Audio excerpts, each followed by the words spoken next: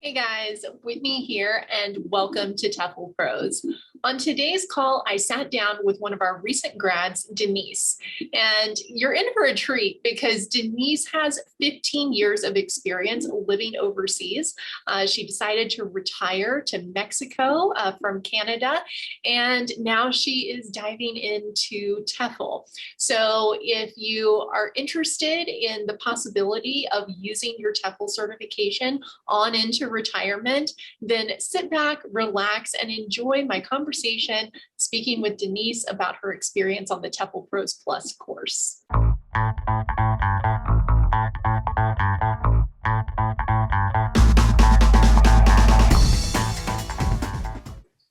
Hey, Denise.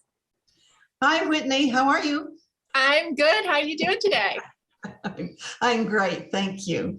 Well, thanks for taking some time and hopping on one of these calls. We really appreciate it. Yeah, no problem. Yeah, so I was hoping that maybe you could give folks, now that you're a newly graduated with your TEFL, maybe we could just take a step back and walk people through, a bit about your background and just the process of, going through the course. So would you mind just sharing with folks a little bit about your life prior to getting TEFL certified? Sure. Well, I was in business for many years, mostly as an administrator, and I worked in broadcasting and advertising and communications and a lot of other different industries. And then when I was 61 years old, I retired and I moved to Mexico at that time, and I've been here for 15 years. And I've done various things while I've been retired and living in Mexico. I've done a fair bit of writing, as well as I've taken up web design. And so I've done a lot of web design in the last 10, 12 years. And I've done various things just to keep busy because, retirement doesn't have to mean that you do nothing. And I'm not someone who just sits back and lets the world go by.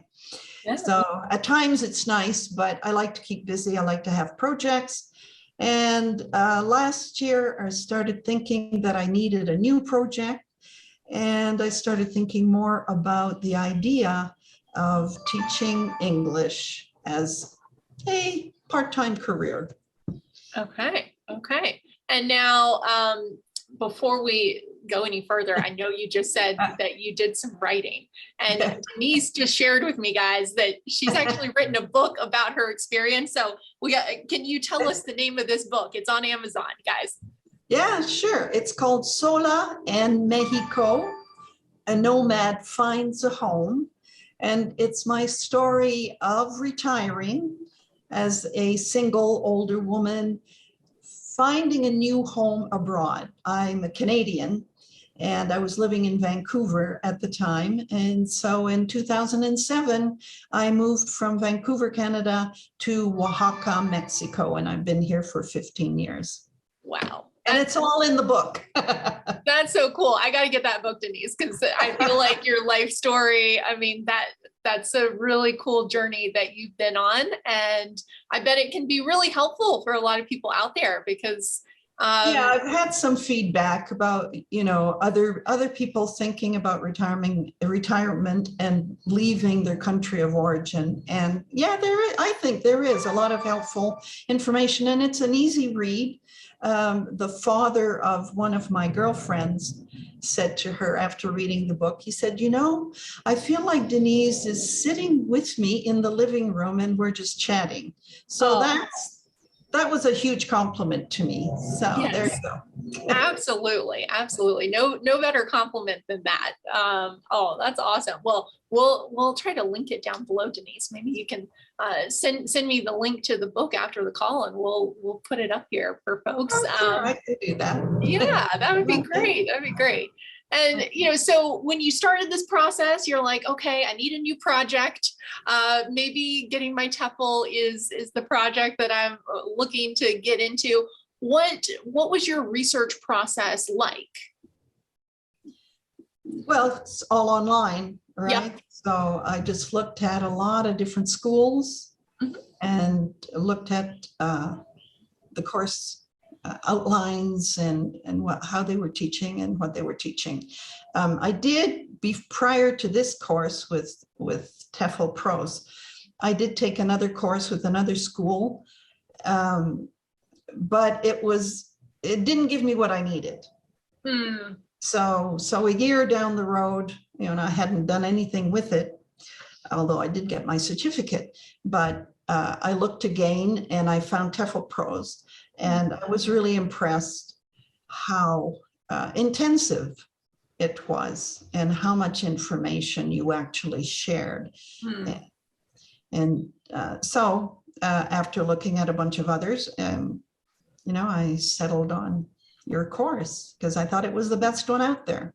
Oh, that's great. And we're not here to speak badly about any other courses, but it is fascinating to me that you kind of went through that journey of, well, let me try it this way. And then it didn't maybe get you the results that you were looking for. So and it maybe worked for others, but I needed more.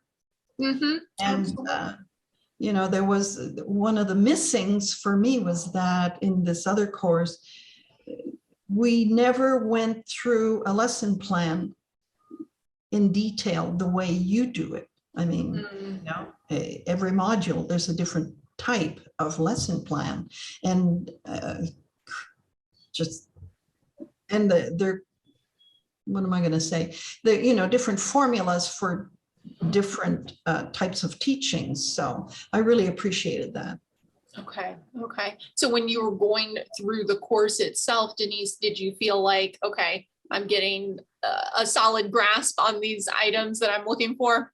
Yeah, it was a surprise to me. A lesson plan is a lesson plan, but having the first day lesson plan and having a specific reading lesson plan, it's something that I had just never thought about previously. So it was interesting.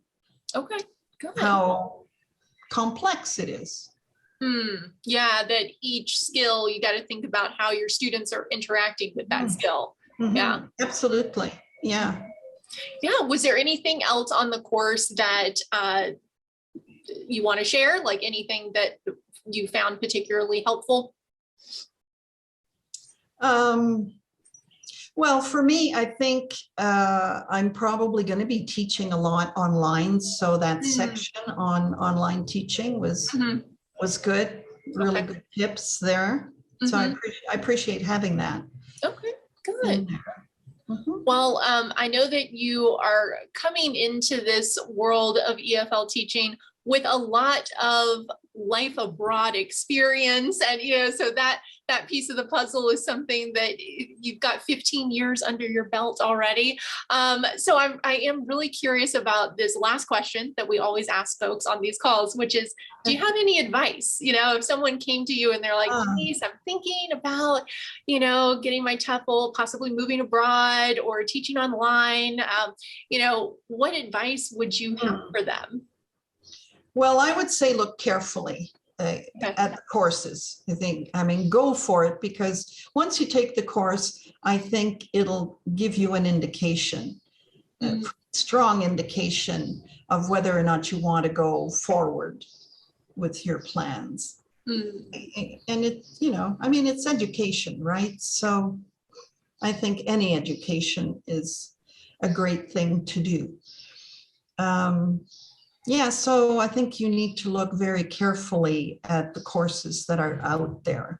And one of the things that I really appreciated with you, that as far as I know, no other school does, is the 2-day free trial. Oh, okay. Commits their money. I think that's awesome. And I think you're the only one doing it. So good on you. Okay, so you enjoyed going through that process and just kind of getting a feel for it before stepping in. It was the deciding factor, actually, when I think back on it. That being able to do the trial and seeing what the material looks like and what the course was going to be about and what it was going to cover, very useful. Is there anything, I know it's not, kind of typical that I ask this question of folks, but I feel like I've got to, since I got you on here, Denise. Is there any advice that you would offer to folks who are thinking about retiring overseas? Because we speak to tons of folks on our strategy session calls who are like either planning for their retirement, or they're already into their retirement and they want to get TEFL certified and spend either part of their time in another country or full time, like you've been in another country. Any, words of wisdom there? I mean, they can get your book. I'm sure there's tons of stuff in there, but any tips or thoughts on that you might be able to share? I think the most important thing would be to visit the place that you're thinking of living in and stay for a while. Now, I didn't do that. I'd been to Mexico a few times prior to, well, I did, in a sense, I did spend 2 months here in Oaxaca before I moved. And I'm thinking that it's not long enough. I think that you need to go to a place and maybe spend 6 months minimum before you decide. Okay. Because visiting a place and living in a place are two very different things. Very true. And, I learned a lot. There are some things that I absolutely love about this country, and there are some things I absolutely hate about this country. and you have to get, comfortable with living in a new cultural environment. Like one of the big differences here that can be very annoying for expats, because Northerners are logical thinkers. Latinos are not logical thinkers. It's just like they don't think of time the way we say time is money. Well, no, they don't think of it that way. So, if somebody says, "Oh, I'll be there at 9," well, they might be. And then again, they might not be. They'll show up at 10 or 11 or not show up at all. Yeah. Or maybe come the next day. It's just that there's, people talk about the mañana experience, in Mexico, but it's true because they just don't look at time the way we do. Yeah. And so and that's only one example. There are a number of examples. And so you need to really, I think, be clear that you're going to be comfortable in the cultural environment that you're going to live in. Absolutely. Yeah. And I think you experience differences like that no matter what country you move to. I experienced the same thing in Southeast Asia, that really our Western culture is so rigid compared to most of the rest of the world. Like we're very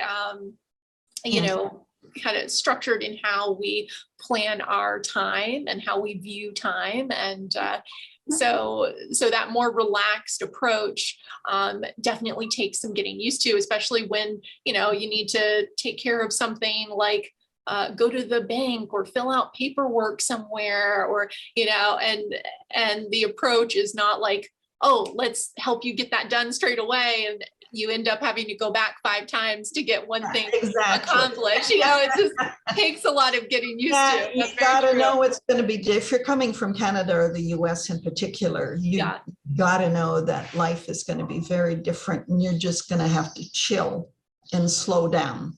You can't do that. Which is not a bad thing. Well, no, absolutely not. No, I don't think, I can only talk about Mexicans because that's where I live. But, I don't think that they, die from stress. I mean, there's always stressors in life, but, they have a more joie de vivre mentality, any excuse for a fiesta, and it's good. They like to party, they like to smile, they like to laugh and enjoy the moment, which as Northerners that's difficult for us, living in the moment. Yeah. Well, I love your advice though about going, if you plan to like retire and move someplace full time, like give yourself either several times visiting it or spend a few months there just to make sure that you're comfortable in that environment to make that commitment. Yeah, because it is a big commitment. I've met other people couples mostly, where they would visit for a couple of months. Every year, rent an apartment, go to this place, same place every year for a couple of months. And then as they get closer to retirement, they might increase the time, stay 3 months, 4 months, and then they transition. Yeah. Full time. Or sometimes, I mean, if you have the money and you can keep 2 homes, they do 6 months or whatever, that looks like for the individual, but. That's good advice, though. I mean, not everyone can have it be so gradual, but if you are able to plan that out in advance, I think that that's very wise. So thank you for those tips, Denise, and thanks for joining me today. Yeah.